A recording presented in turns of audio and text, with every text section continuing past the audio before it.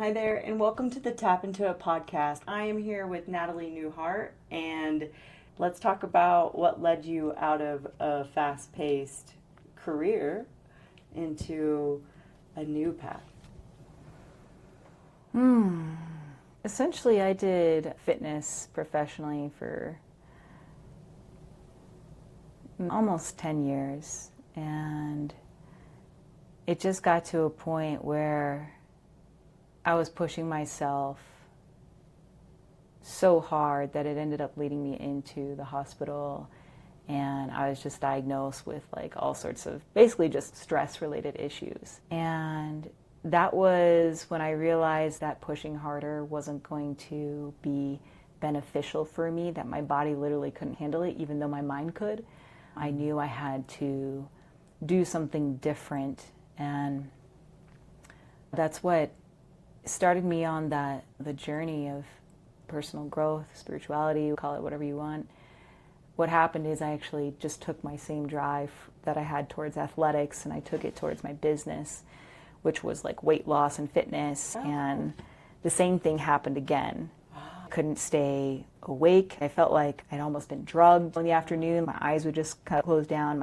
My body would gain a bunch of weight super quick, not from food, but from stress. And that was the first time that I realized that you could gain weight from stress, you know. And I was a weight loss coach. That was all really interesting to me. But when that happened again, I realized that, okay, it's not the athletics, it was my inner patterns that was driving the issue, and that I would have to start to look deeper into that. And so I started down that journey. It's not easy in any way, shape, or form. And it's been a long, slow journey to releasing that grip, especially on my physique, you know. But you just start to realize at some point that once you have the six-pack, once you have the money, once you have the fame or whatever, you just still don't feel happy. You don't feel free.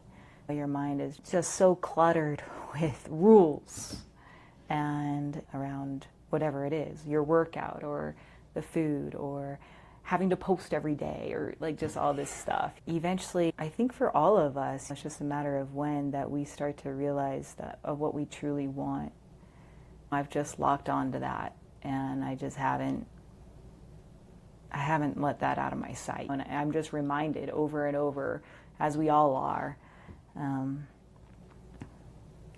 that that's not it. It's not there. It's not behind those outside things. And yeah. It is no easy thing to say, is this what I want?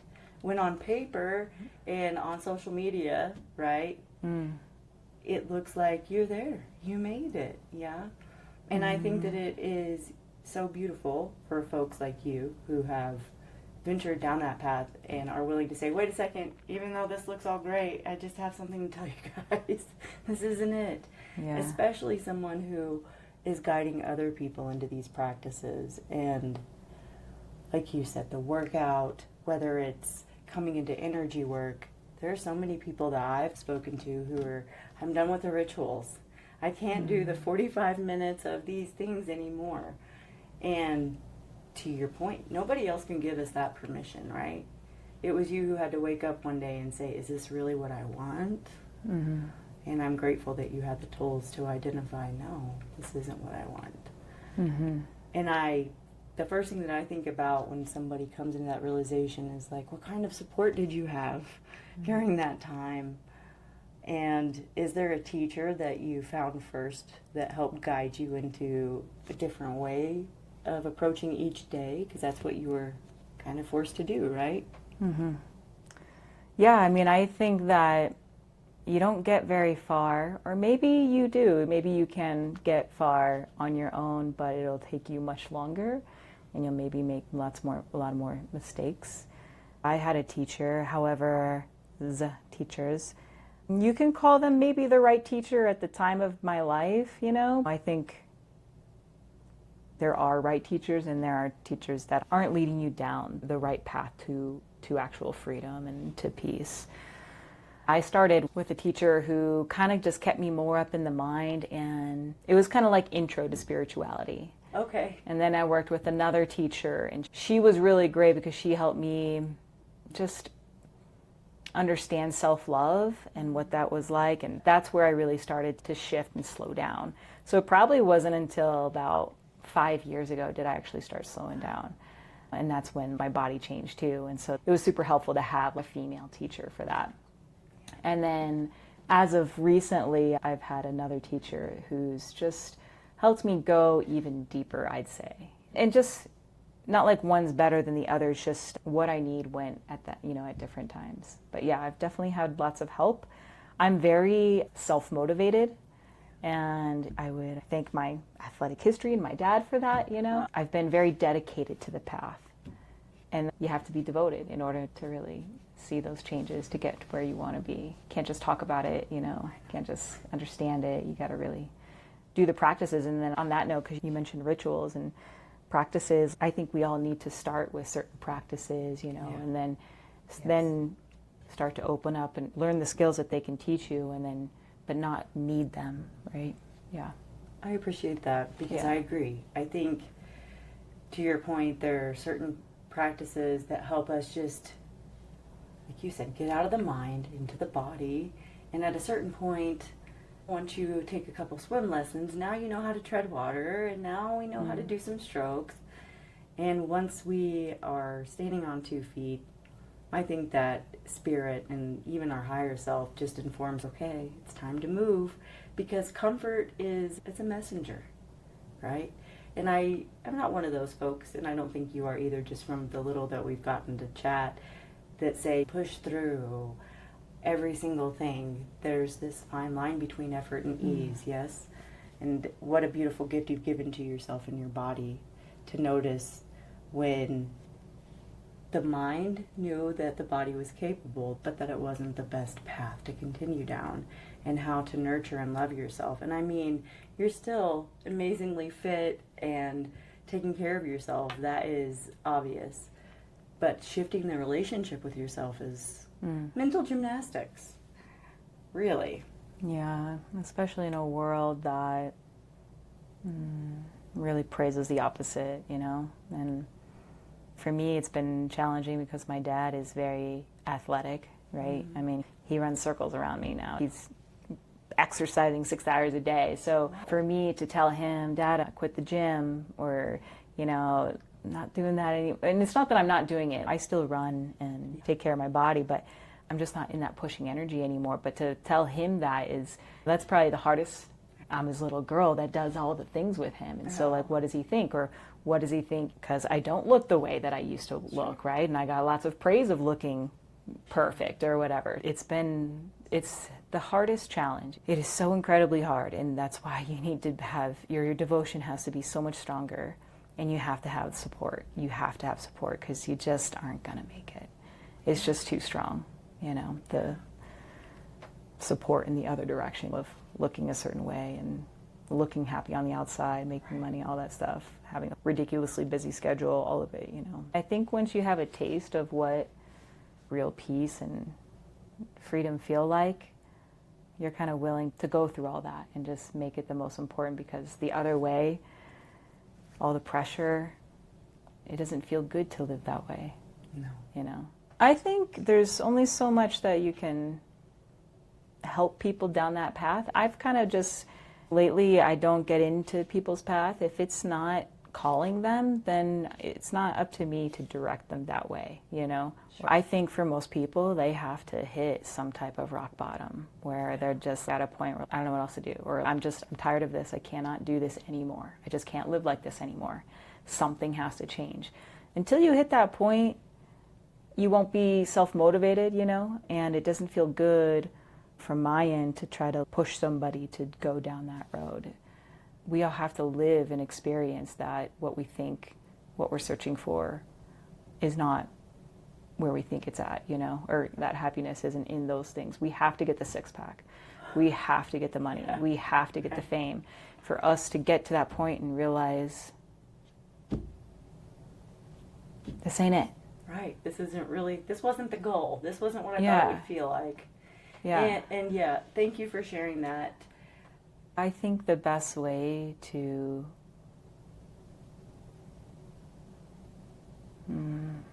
help people get where they want to be is not to talk about it, you know, to talk about the mind-body-spirit connection or talk about peace or talk about compassion. It's to actually show up and be it. That is the most direct way for that transmission to go through, for somebody to feel it, to feel what it really feels like.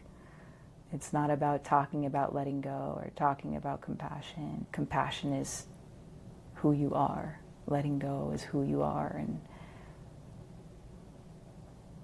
for me, I've had the most impact when I'm around the people who don't talk about it, but just are it, you know? And so I'm so grateful for those teachers that I've had so that I can help other people do the same. I've had great teachers, 2 really great teachers that have warned me about that final stage of getting stuck in being some idolized guru.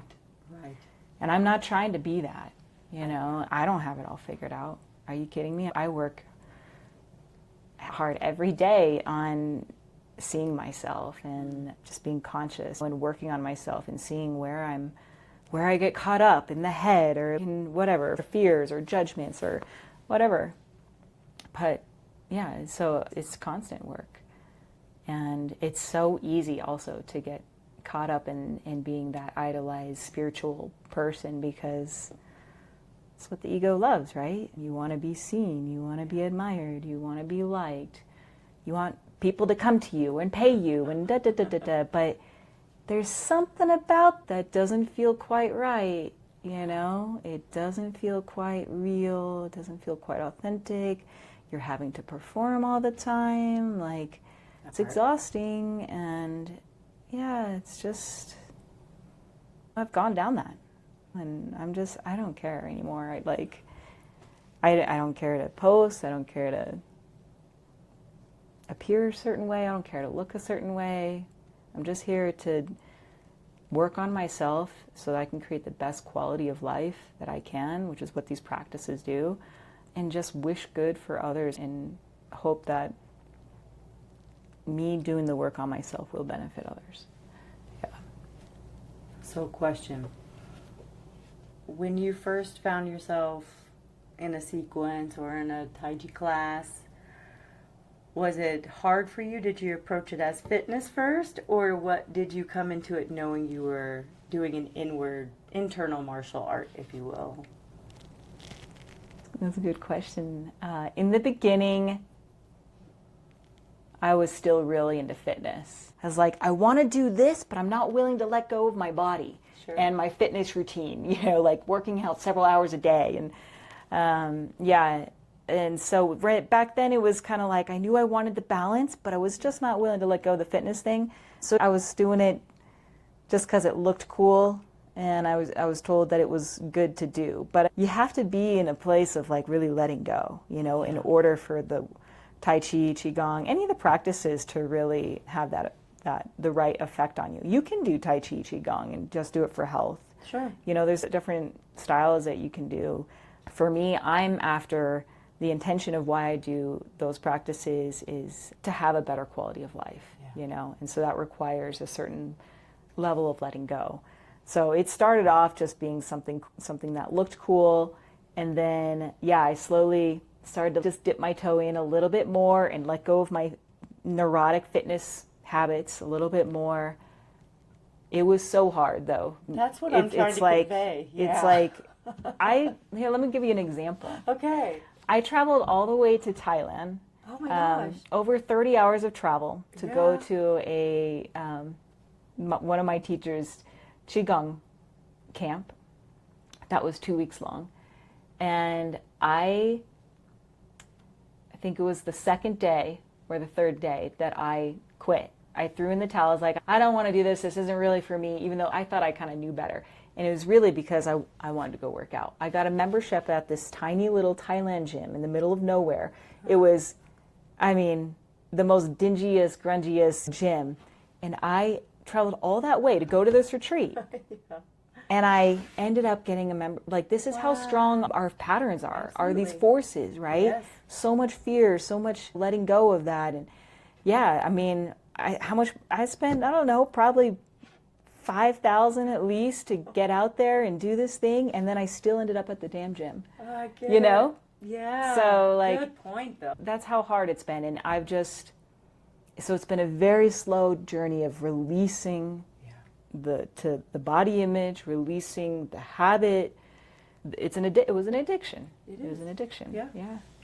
And it's tricky when it's an addiction that people vibe with, and that not only vibe with, they praise. Yes. Like, look at that. Like I said, goals, right? And yes and no, because there is definite that cost benefit to being in that state. And I'm really proud of you. I'm really encouraged with how young you are and coming into this realization, because usually it takes, for people that are that driven and that strong-minded, a pretty large injury to say, oh, I had to be out of the gym. Yeah. And then I was forced to be reckoned with myself. And I'm grateful to hear that it was a slow progression, but let's not undermine the true mental strength that it takes. Oh, so much. It's ridiculous. You know, and I think that's the problem, is that our world idolizes the people that have the body. We idolize people, rock stars, people, actors, actresses, popularity, famous, money. We idolize that, where we should be idolizing people with peace, or people who are happy and who are free of suffering, who feel balanced and well and not rushing around, or, that have a good relationship with food. We should be idolizing those people. And that would help out a lot, I think. I think so too. And it's like honestly nourishing to hear you saying these things. Not because we're the only people who think it, but because I'm hoping that voices like yours become the more mainstream. I have middle school age kiddos, as I mentioned to you earlier. One headed to high school. Whoa. Those poor girls, though. I have all boys. So when I look at the girls and how everything is an external validation, whether it's social media or their parent saying that if it looks like this, then that's success. I love what you said about peace. I promise you, I don't even think I really knew what peace was until, my late 30s. And I'm here, I'll be 43 this year. Yeah. But I don't think most people are comfortable in that state. And in peace? In peace. Oh, well, They're people like, aren't comfortable. Yeah. Yeah, it's different. Yeah.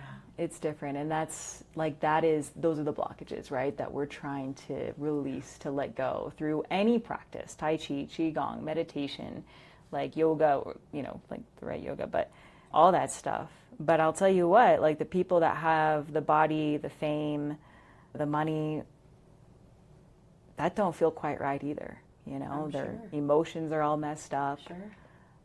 Brain is scattered, right? So hectic, always thinking, overthinking, pain in the body, headaches, stomach aches, no connection to people, like real connection, able to be yourself, connection to the land. It's because our parents didn't have that. They weren't taught. I think that there's definitely a shift happening, and people are starting to remember, and people are starting to teach that ancestral wisdom. So hopefully we can start to reorganize and prioritize what we're really after, what's important. But where are we right now, and how are we affecting our space right now? And not enough people give themselves permission just to assess it. It's so healing to see somebody to walk slower, or to not stuff their calendar super full. That is super healing. So it gives other people permission to slow down. It starts with each one of us to be able to do that. Everybody's on their own journey to that point. You don't need to rush it. It'll come when it comes. I also think, too, that more and more women specifically are talking. And these are the conversations, and I'm not even being dramatic, that are going to really affect the shift in such a positive way. Because now that more and more women are talking, and there's this realization that mass media and corporations at large really benefit when we don't talk. There's a benefit when women are pinned against each other in competition or in goals that society has set for one another, not even each other. Community is rebellion is my whole point. Mm-hmm. Getting groups of women together this year has been healing, and there's no monetization, there's no goal. It's just, hey, let's get together and feel nurtured. That's dangerous to our society in such a great way for us, but it's dangerous because what happens when the goal is peace? Mm-hmm. We don't need so many things outside of ourselves, Right. right? And just the fact that you're willing to guide people into that knowing is huge.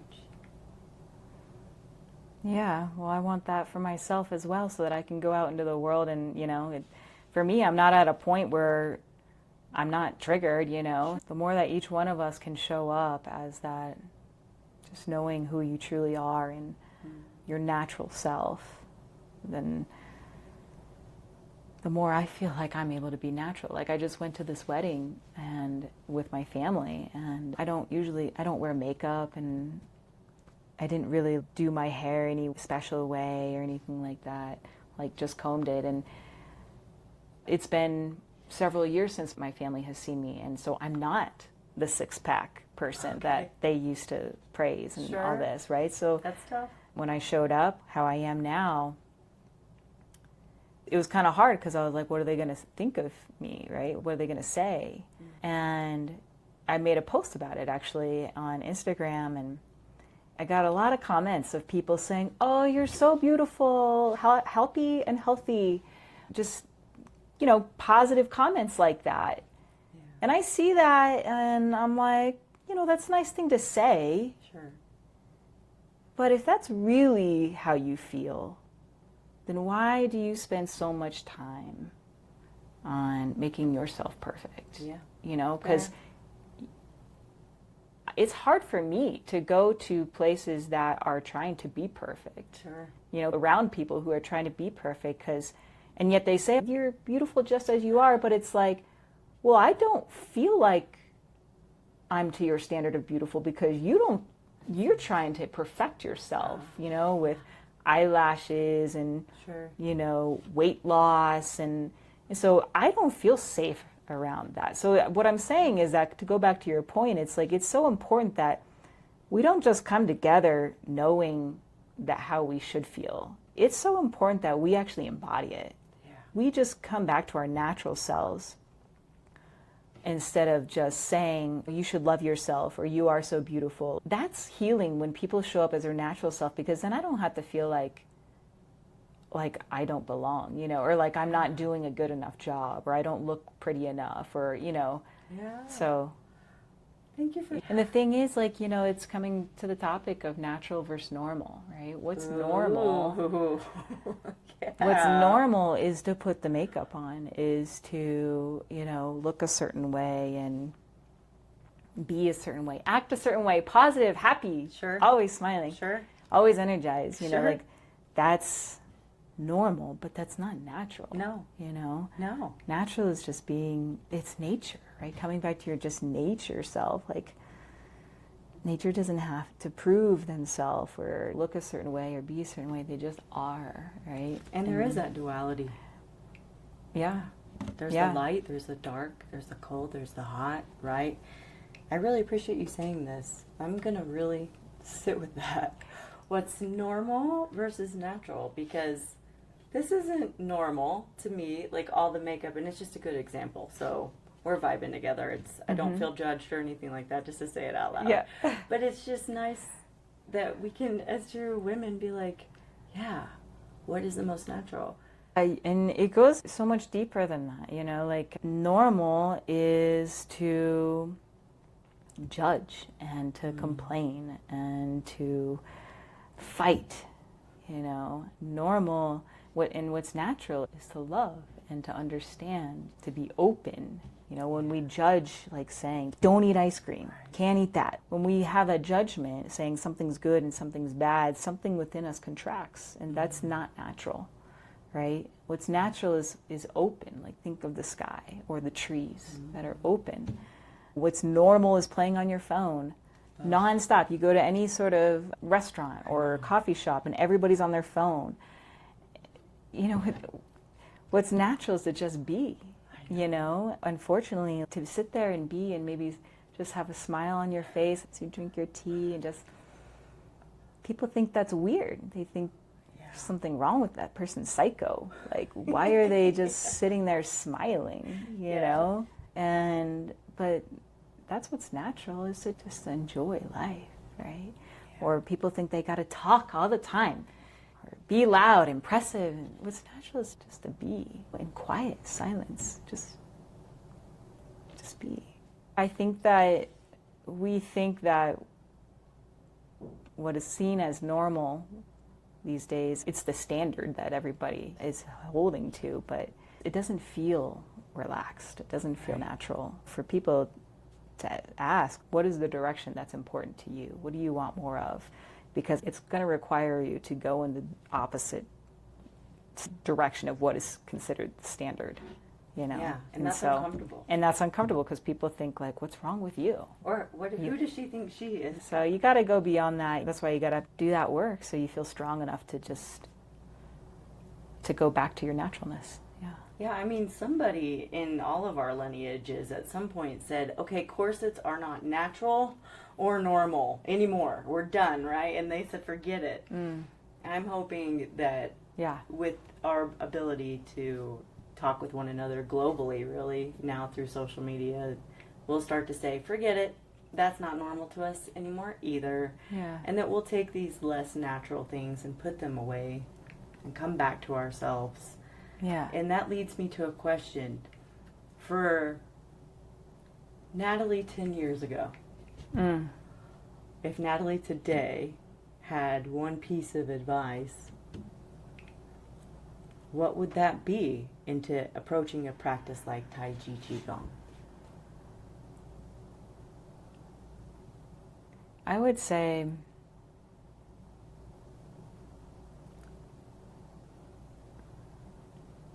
you have to stay connected to why you're doing it. What are you after? What's your why? Yeah, that has to be understood. Otherwise, it just becomes another thing. Yeah. So if what you want is peace, is balance, it's connection,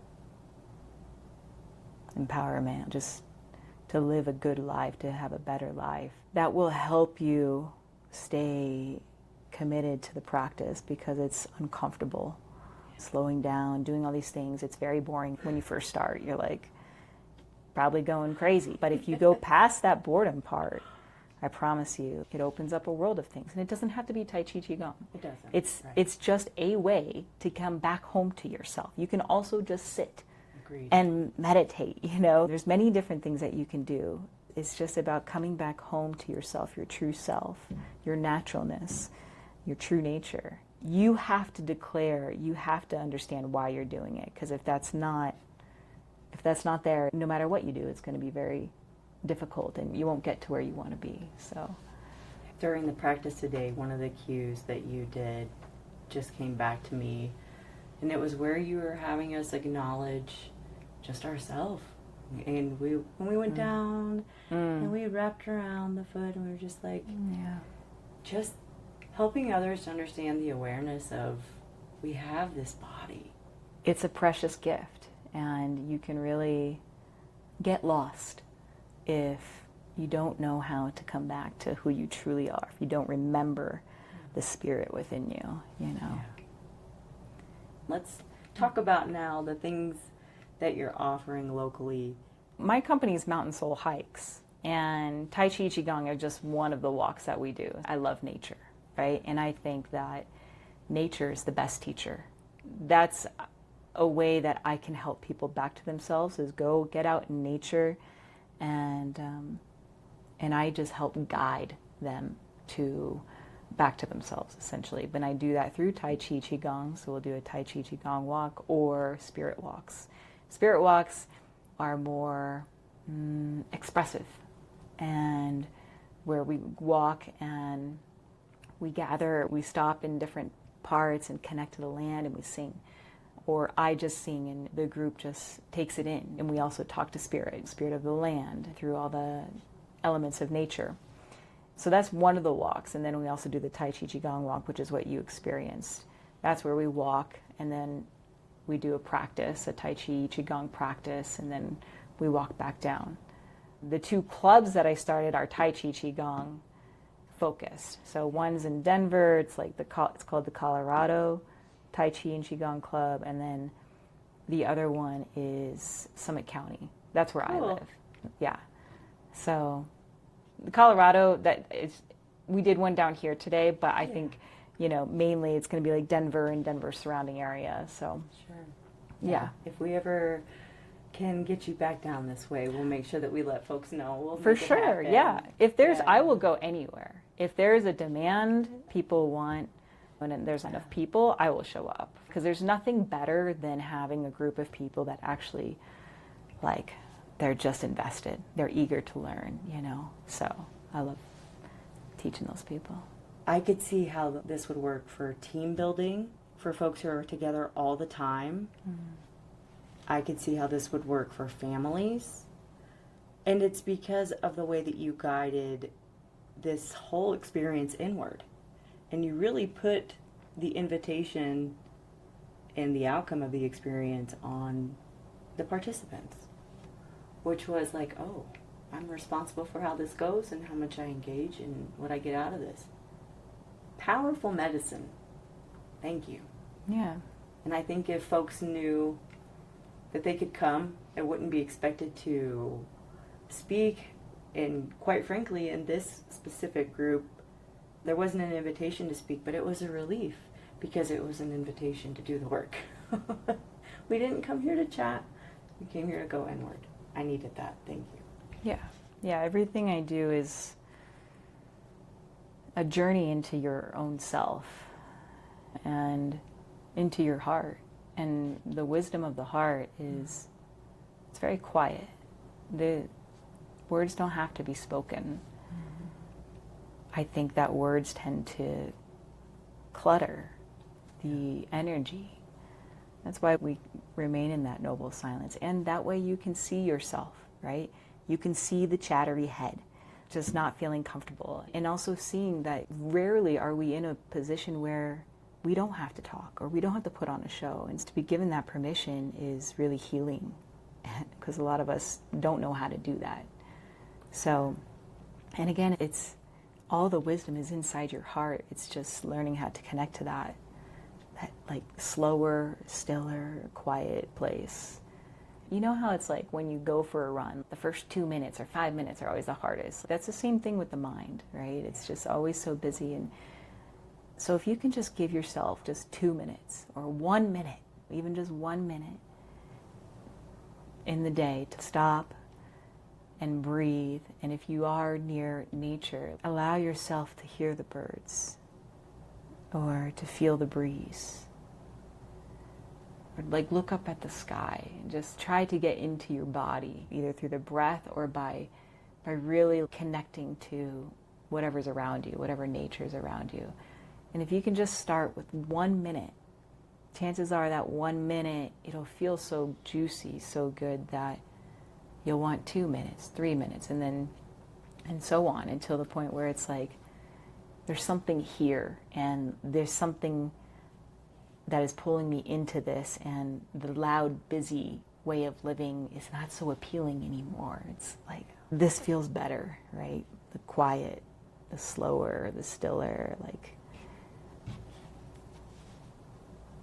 And it's hard because the mind is very busy and there's patterns that keep you from doing that. But if you can just get in touch with this is what I want and understand that this is what I want, you will start to go down that path, right? Finding your why. Yeah. You'll start to go down like, all right, what do I need to do to have more of this in my life? More balance, more clarity, more calm, more connection. So, but yeah, it just starts with maybe just having a little taste of it. Starting with a minute, breathing through the belly.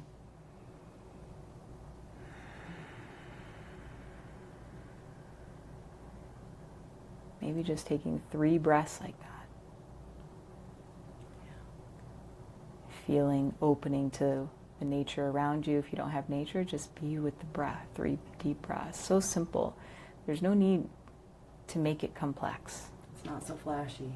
Yeah. That's the trouble. Yeah. Yeah. Yes, actually. People want the next coolest move, they want to do that. Well, what's the next sequence? Right. It doesn't matter, right? It doesn't matter what we do in the Tai Chi Qigong, right? It's like, yeah, let's just stand here, honestly. Yes. Like, let's take it down to the most simplest thing. Sometimes in my class, we will just stand, to get people out of thinking that it's in something else. No, it's right here. Yeah. Right. Yeah. One question that came up for me, I hope you don't mind. I got all the questions for you. Going from such a high performance environment, did you have a group of women or even one that you could be like, are you good? How are you? That was at the same caliber? I haven't really had that friend per se. And I want to just comment on that because I think I would have made a lot more progress if I actually had that support. Because when I was doing athletics professionally, I tested positive for PEDs and I was outcasted out of my sport. Oh my gosh. So sorry. I was shunned and Your whole community. My whole community turned their back, and it was my whole life. So I have had to deal with that trauma. The loss. For ever since then, so that's been about 10 years. So I tend to isolate myself. That really impacted me. And I think that's one of the reasons why I don't maybe have such a big support group. Sure. I just kind of do it on my own. Yeah. I think most people don't. Yeah. Right. But thank you for sharing. But I think it's incredibly important to have at least one person, even if it is like your husband who's just like rooting for you, but if you can have somebody that is on the path with you or that has done the path with you, that's why a good teacher is really important because they've walked that. Yes. But also having somebody that's actually on the path with you, because you're going to go down. Like, you're going to get knocked down and you're going to be in a wash machine and it is gnarly. So it is very helpful to have somebody that you're like, that you can bounce off of, for sure. Yeah. Thank you. I agree. When I was in the car accident and I had a brain injury and it took all that time and I finally had to stop masking just to acknowledge what was happening, my community was gone too. And thank you. I didn't know that happened to you. But I think those are the moments we don't talk about in public. And we don't talk about how much that impacts us. I think that we're convinced that there's this timeline we're supposed to be on when they get thwarted off these big paths. You're already successful. Yeah, I feel more successful now than I did when I was making loads of money or when I looked a certain way and had all the sponsors. It's a very quiet success, but it's very fulfilling. It's the only kind of success that gives you peace at night because the sponsors wanted something from you. Yeah, and they will quickly let you go as soon as you are not performing. For folks who want to know more about Natalie and how you can find her, we'll be sure to link all of her details below so that you can check out her offerings. And for folks at home, I hope you find at least one way to tap into it this week. Until next time.